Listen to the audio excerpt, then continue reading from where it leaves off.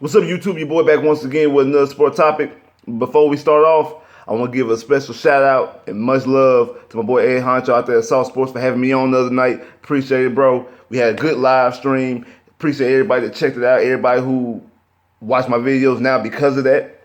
Or if you've been watching my videos, if you haven't checked out his videos, go check out his videos. But if this is your first video since watching that, I appreciate you. And let's get this channel keep going and growing and growing and growing.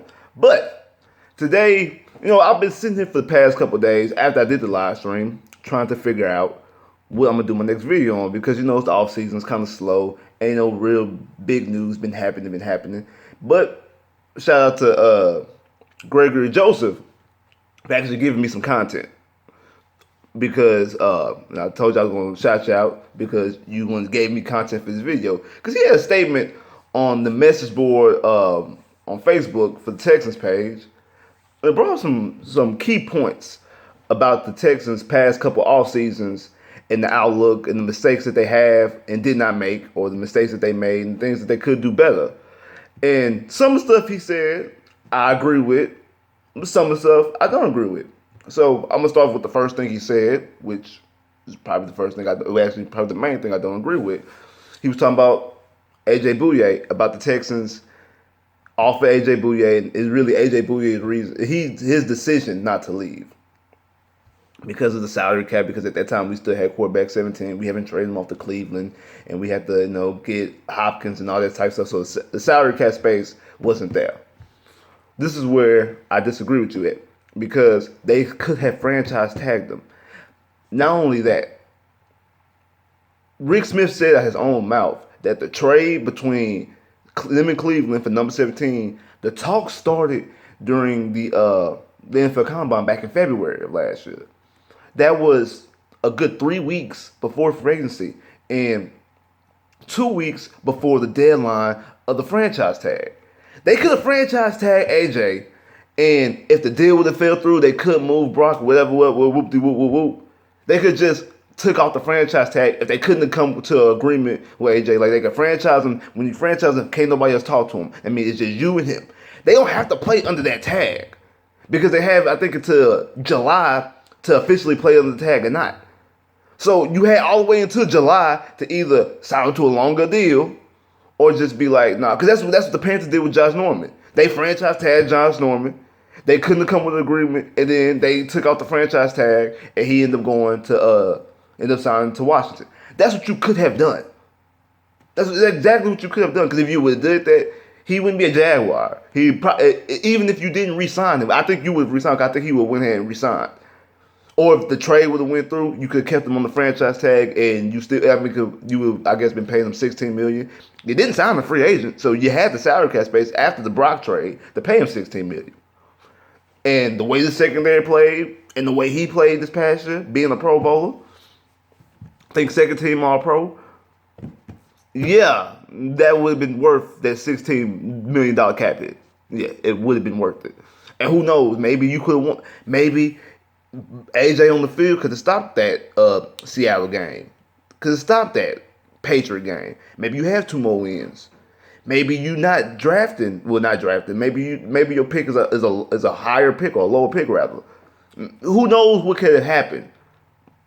We're not gonna sit here and speculate because injuries still happen with JJ and Whitney, and most importantly Deshaun Watson, that really derailed the season. But you should have franchise tagged them. That's really what it is. You should have franchise tagged them. That's Rick Smith's biggest blunder of his whole GM career, I think.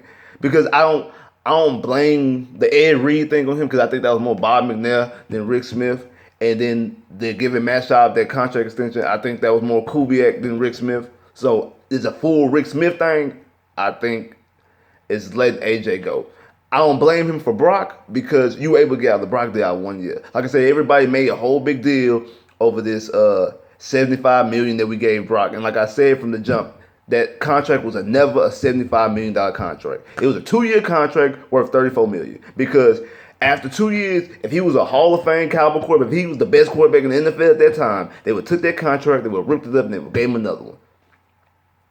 And if he was a horrible quarterback, which he was, you would have got rid of him. You was able to get rid of him. You was able to ship him off. You had to stamp a second round pick to his head to ship him off, but you were able to get rid of him. You were able to get out of the contract. And they could have set there and ate the contract if they wanted to. They didn't have to get rid of him. They could have set there and ate up that contract if they wanted to. But I think they did that more for Hopkins' contract and because they could have got rid of him and we still had the same salary cap space we have this year because all his guaranteed money would have been already up. So him getting traded did not give us salary cap space this year. It gave us salary cap space last offseason, which helped you get Hopkins to the deal Hopkins got. But you still could have fit that Hopkins deal under Brock's contract. The reason why? Because one, you let AJ go, and then two, you didn't sign the free agent until you signed Brando Giacometti back in July. So you didn't acquire nothing. Then you gave contracts everywhere because you gave CJ a contract, and he most likely going to retire. You gave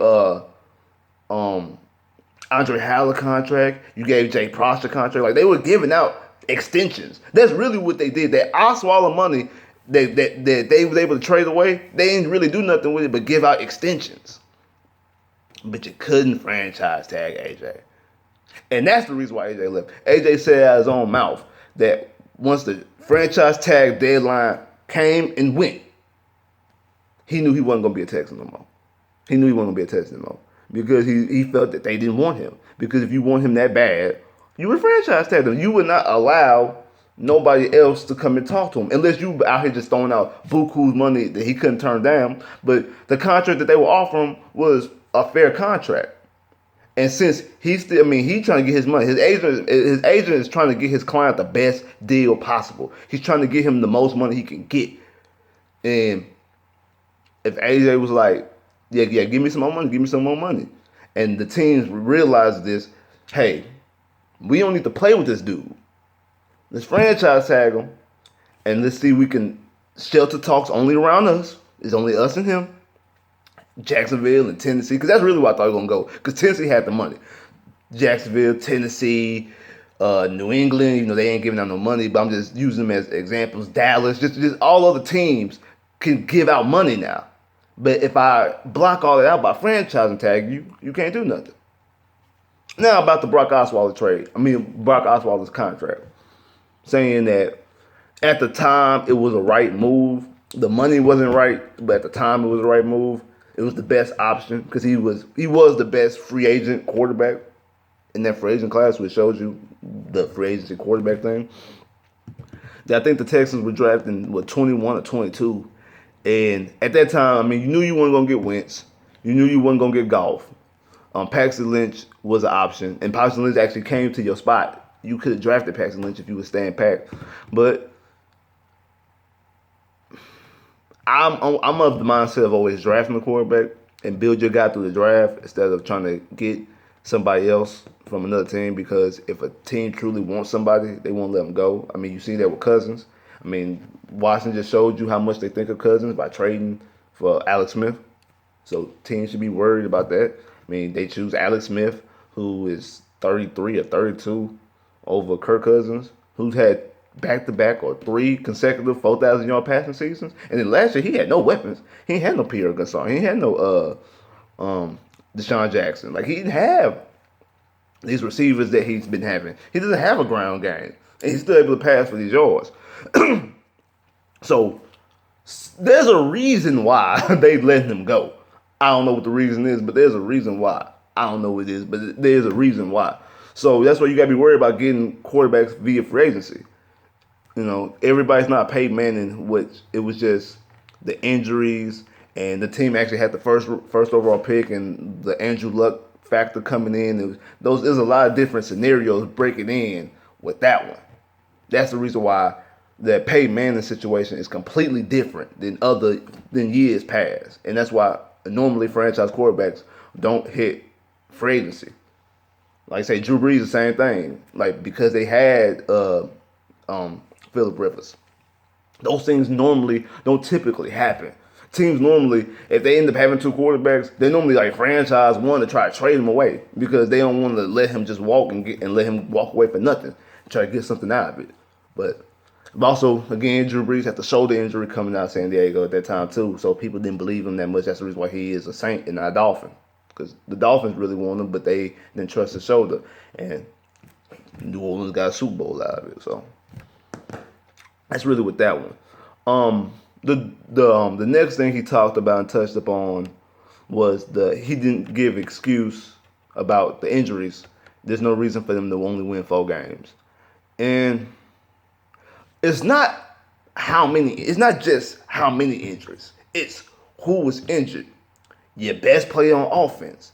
I know Hopkins got all these yards and all these touchdowns, but the best player on offense is Deshaun Watts and Merciless on the defense. Your back end was already trash because you let AJ walk, but now the strength of your front seven, two-thirds of your strength of the front seven is gone out of Merciless and Watt. I know Watt didn't look like Watt, but he was still drawing double teams. He was still a good run stuffer. He wasn't the 4-5 sacks a game type JJ Watt that we accustomed to seeing. He's probably never gonna be that JJ again.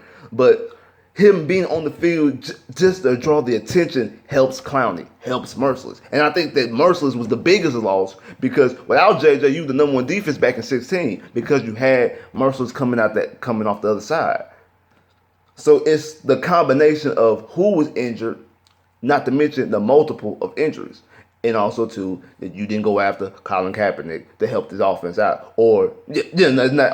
Period. You didn't go after Colin Kaepernick to help this offense out. So that's the reason why you won 7. That's the reason you only won 4 games because you trotted out. I can't think of his name. Savage. I don't know why. Mind blank. You tried out Savage for those games, and then when Savage got hurt, you had to try out TJ. That's the reason why you only won those games because you didn't go after a quarterback. You didn't go after Kaepernick, which you should have.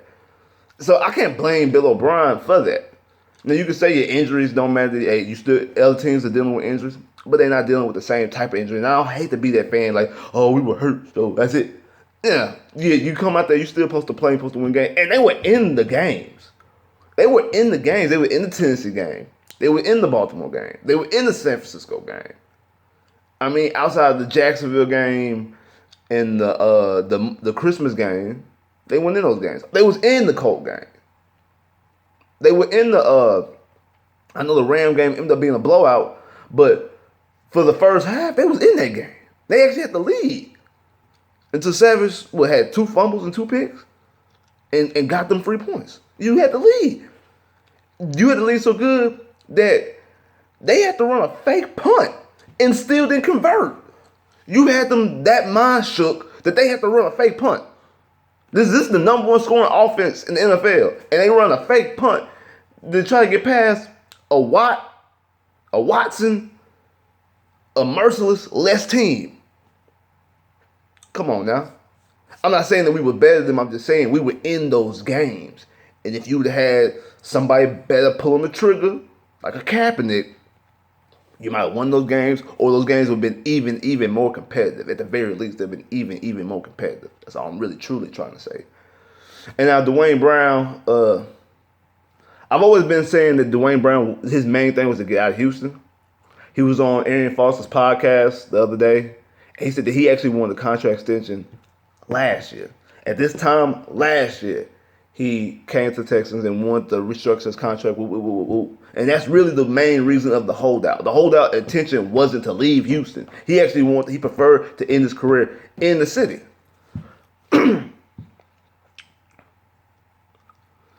If you knew, this is another fault of Rick Smith.